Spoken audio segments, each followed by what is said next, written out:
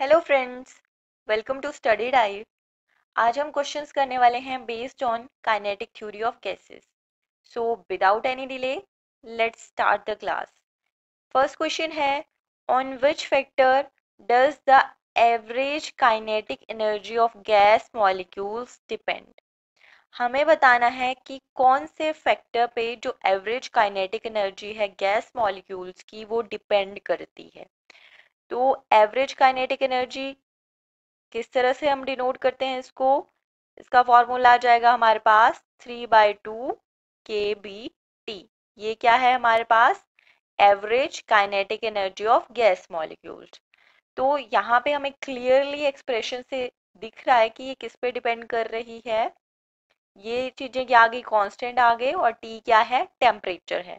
तो डिपेंड करती है टेम्परेचर पे, ना कि नेचर ऑफ गैस पे, वॉल्यूम पे भी नहीं, ना ही मास पे, डिपेंड करेगी टेम्परेचर पे। So B is the correct answer.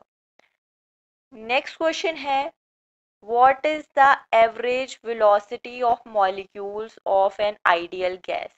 क्या बताना है हमें, एवरेज वेलोसिटी बतानी है मॉलिक्यूल्स की of an ideal gas.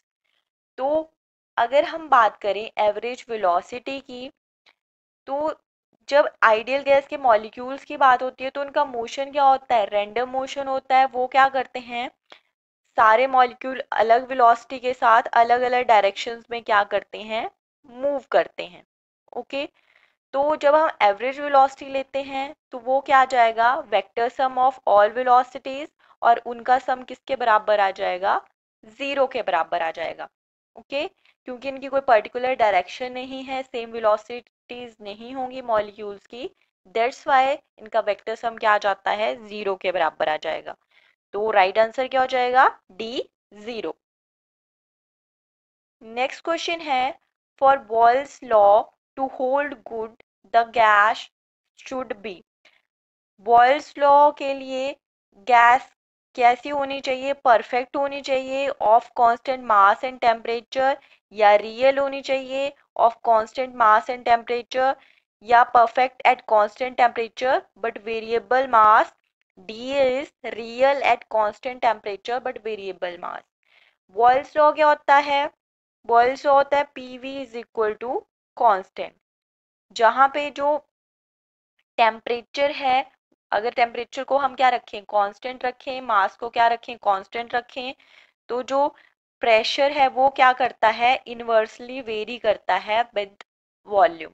Okay, so boils law के लिए यहाँ पे जो राइट स्टेटमेंट है वो क्या हो जानी चाहिए, कि जो गैस है वो क्या होनी चाहिए, परफेक्ट होनी चाहिए, of constant mass and temperature. A is the right answer. Next है, a gas behaves as an ideal gas at. कोई गैस है वो आइडियल गैस की तरह बिहेव कब करती है, कब करती है, जब उसका टेम्परेचर क्या होता है, टेम्परेचर हाई होना चाहिए, एंड प्रेशर क्या होना चाहिए, लो होना चाहिए। इस केस में कोई भी गैस है वो एक आइडियल गैस की तरह बिहेव करेगी। तो जल्दी से देखो कौन सी ऑप्शन है। फर्स्ट है लो प्रेशर हाई टेम्परेचर, तो हमें फर्स्ट ही ऑप्शन मिल गई, प्रेशर क्या है, लो है, एंड टेम्परेचर क्या है, high. So A is the right answer. Okay, next है, the temperature of gas is held constant. क्या किया, जो गैस है उसका टेम्परेचर क्या रख दिया, कांस्टेंट रख दिया, while its volume is decreased, और जो वॉल्यूम है वो क्या कर रही है, डिक्रीज कर रही है। The pressure exerted by the gas on the wall of the container increases. जो प्रेशर है गैस एक्सर्ट करती है on the walls of container, वो क्या हो रहा है, इंक्रीज हो रहा है। किसकी वजह से, क्योंकि जो मॉलिक्यूल्स हैं वो स्ट्राइक करते हैं वॉल्स को विद हायर वेलोसिटी, या strikes the walls with large force, strike the wall more frequently, are in contact with the wall for a shorter time। तो किसकी वजह से होता है ये, बिकॉज जो मॉलिक्यूल्स हैं वो क्या करते हैं, strike the walls more frequently. C क्या आ जाएगा, करेक्ट आंसर आ जाएगा। नेक्स्ट है, the degree of freedom of a triatomic gas is. एक ट्राई एटॉमिक गैस है, जैसे कि मान लो H2O आ गया। ओके, इसमें हाइड्रोजन मॉलिक्यूल्स 2 आ गए, ऑक्सीजन मॉलिक्यूल 1 आ गए। तो इसकी डिग्री ऑफ फ्रीडम कितनी आ जाएगी, इसके पास कितनी होगी, 3 ट्रांसलेशनल डिग्री ऑफ फ्रीडम होगी, 3 क्या आ जाएगी रोटेशनल, एंड 3 कौन सी आ जाएंगी वाइब्रेशनल। ठीक है, तो टोटल कितनी बन गई ये 9। तो एक ट्राई एटॉमिक गैस है उसके पास कितनी आ जाएंगी 9 डिग्री ऑफ फ्रीडम अवेलेबल होंगी।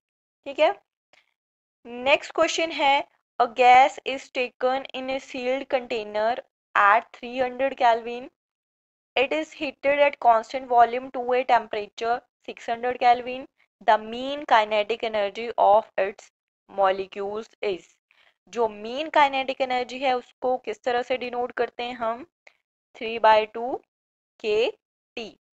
ओके, तो यहाँ पे जो गैस थी कंटेनर में, उसके पास पहले कितना टेम्परेचर था, 300 केल्विन था। देन हमने उसको कांस्टेंट वॉल्यूम पे हीट किया और उसका टेम्परेचर कितना कर दिया, 600 केल्विन, मतलब टेम्परेचर को क्या कर दिया, डबल कर दिया। ओके, तो अगर टेम्परेचर क्या कर देते हैं हम, डबल कर देते हैं, काइनेटिक एनर्जी क्या है, डायरेक्टली प्रोपोर्शनल टू टेम्परेचर है। अगर टेम्परेचर डबल हो जाता है तो काइनेटिक एनर्जी भी क्या हो जाएगी, डबल हो जाएगी। ओके, सो बी क्या आ गया, राइट आंसर आ गया। नेक्स्ट है the mean kinetic energy of 1 gram mole of a perfect gas at absolute temperature T is, हमें बतानी है mean kinetic energy of 1 gram mole of a perfect gas at absolute temperature T. एक perfect gas के लिए mean kinetic energy कितनी हो जाएगी, 3/2 R T. D क्या आ जाएगा, राइट आंसर आ जाएगा। किस केस में है ये, परफेक्ट गैस के केस में है at absolute temperature T. Next है the specific heat of a substance at its boiling point और मेल्टिंग पॉइंट। हमने लास्ट क्लास में डिस्कस किया था कि स्पेसिफिक हीट क्या होती है, स्पेसिफिक हीट या स्पेसिफिक हीट कैपेसिटी क्या हो जाएगी, जब हम कोई सब्सटेंस है मान लो 1 ग्राम या 1 kg, उसको क्या करना है, उसका टेम्परेचर रेज करना है 1 केल्विन से, तो उस टेम्परेचर को इंक्रीज करने के लिए, केल्विन बढ़ाने के लिए हमें कितनी अमाउंट ऑफ हीट की रिक्वायरमेंट है, उसी चीज को क्या बोला जाता है, स्पेसिफिक हीट ऑफ कैपेसिटी बोला जाता है ऑफ एनी सब्सटेंस। तो ये किसी सब्सटेंस के बॉइलिंग पॉइंट और मेल्टिंग पॉइंट पे कितनी होगी, ऑलवेज ये क्या होगी, इनफाइनाइट होगी। सो बी क्या आ जाएगा, राइट आंसर। ओके, नेक्स्ट है specific heat of a gas. Specific heat of a gas की हमें क्या बतानी है, वैल्यू बतानी है कि इसकी ओनली 1 वैल्यू होती है, या has 2 value C P and C V, या is proportional to square root of its absolute temperature, और can have any value between 0 and infinity. तो specific heat of a gas की वैल्यू क्या हो सकती है, 0 टू इन्फिनिटी के बीच में हो सकती है। तो डी क्या आ जाएगा, करेक्ट आंसर आ जाएगा। नेक्स्ट क्वेश्चन है which one of the following quantities can be zero on an average for the molecules of an ideal gas in equilibrium। हमें बताना है कि इनमें से कौन सी क्वांटिटी क्या हो सकती है, जीरो हो सकती है on A average for the molecules of an ideal gas in equilibrium. So kinetic energy हो सकती है, डेंसिटी, मोमेंटम या फिर स्पीड। तो जो मोमेंटम है वो ऑन ए एवरेज क्या हो सकता है, जीरो हो सकता है for the molecules of an ideal gas in equilibrium. Okay, correct answer क्या आ जाएगा, मोमेंटम। नेक्स्ट क्वेश्चन है a unit mass of solid converted to liquid at its melting point, heat is required for this process is. क्या किया कि जो solid है वो किस में कन्वर्ट हो रहा है, लिक्विड में कन्वर्ट हो रहा है एट इट्स मेल्टिंग पॉइंट। तो जो हीट होगी वो क्या होगी, स्पेसिफिक हीट होगी, लेटेंट हीट ऑफ वेपोराइजेशन होगी, लेटेंट हीट ऑफ फ्यूजन होगी, या एक्सटर्नल लेटेंट हीट। तो जब सॉलिड से कहाँ पे कन्वर्ट होता है, सॉलिड लिक्विड में कन्वर्ट होगा, तो वो उसके पास कौन सी हीट होगी, लेटेंट हीट ऑफ फ्यूजन बोल देंगे। और जब बात आती है लिक्विड से वेपर्स में कन्वर्ट होने की, तो उसको कौन सी हीट बोलते हैं, लेटेंट हीट ऑफ वेपोराइजेशन बोलते हैं। यहाँ पे करेक्ट आंसर क्या होगा, C, latent heat of fusion. Solid से किस में कन्वर्ट हो रहा है, लिक्विड में। ओके, तो ये आज के लिए लास्ट क्वेश्चन था। That's all for today. Thank you for watching and please subscribe for more videos.